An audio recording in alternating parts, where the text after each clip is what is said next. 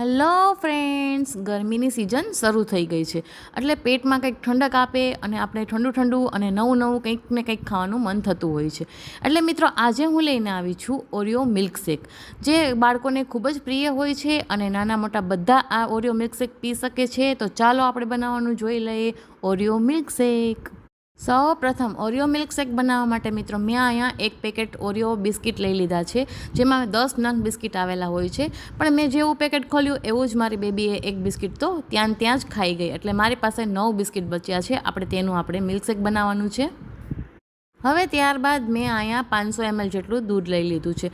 દૂધ મિત્રો આપણે ઠંડુ જ લેવાનું છે. તમે ફૂલ ફેટવાળું કે વગરનું ગમે તે દૂધનો યુઝ કરી શકો છો. હવે ત્યારબાદ મેં અહીંયા સર્વિંગ ગ્લાસ લીધો છે અને એને ફરતે ડેકોરેશનમાં મેં અહીંયા 10 રૂપિયાનું જે માર્કેટમાં ચોકલેટ સિરમ આવે છે ને, તેનાથી મેં ડેકોરેશન કરી લીધું છે. હવે ત્યાર પછી અહીંયા 4 નંગ ઓરિયો બિસ્કિટ લઈ લીધા છે અને અહીંયા એક મિક્સર જાર લીધું છે. અને હવે આપણે આ મિક્સર જારમાં ઓરિયોના ટુકડા કરી અને ઉમેરી દેવાના છે. તો મેં બધા ઓરિયો બિસ્કિટના ટુકડા મિક્સર જારમાં ઉમેરી દીધા છે. ત્યાર પછી અહીંયા આપણે ખાંડ લેવાની છે, એટલે મેં અહીંયા 1 ચમચી જેટલી ખાંડ લીધી છે. જો મિત્રો તમે ગળ્યું વધારે પીવાનું પસંદ કરતા હોય ને, તો તમે અહીંયા વધારે ખાંડનો યુઝ કરી શકો છો અને ખાંડની જગ્યાએ તમે સાકરનો ઉપયોગ પણ કરી શકો છો. હવે આપણે ઢાંકણ બંધ કરી અને આ બિસ્કિટને સારી રીતે પીસી લેવાના છે.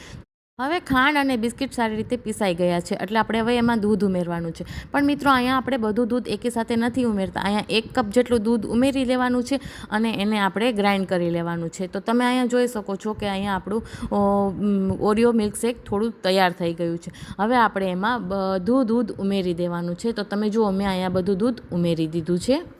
અને ત્યાર પછી જે આપણે ચોકલેટ સિરમ લીધું હતું ને, તે હું અહીંયા થોડુંક ઉમેરી દઉં છું. અને હવે આપણે અહીંયા ઓરિયો મિલ્કશેક તૈયાર કરી લેવાનું છે. તો મિત્રો, અહીંયા તમે જોઈ શકો છો કે તૈયાર થઈ ગયું છે આપણું ઓરિયો મિલ્કશેક. એટલે મેં અહીંયા એક બાઉલ લીધેલું છે અને હવે આપણે મિક્સર જારમાંથી ઓરિયો મિલ્કશેકને બધું બાઉલમાં ઉમેરી દેવાનું છે. તો તમે અહીંયા જોઈ શકો છો કે હું અહીંયા બધું બાઉલમાં ઉમેરી દઉં છું. તો મિત્રો, બધું મિલ્કશેક બાઉલમાં ઉમેરાઈ ગયું છે અને આપણે જે પહેલાં સર્વિંગ ગ્લાસ તૈયાર કર્યો હતો ને, તેમાં હવે આપણે બધું ઓરિયો મિલ્કશેક ઉમેરી દેવાનું છે. તો જુઓ, મેં અહીંયા બધું ઓરિયો મિલ્કશેક ઉમેરી દીધું છે.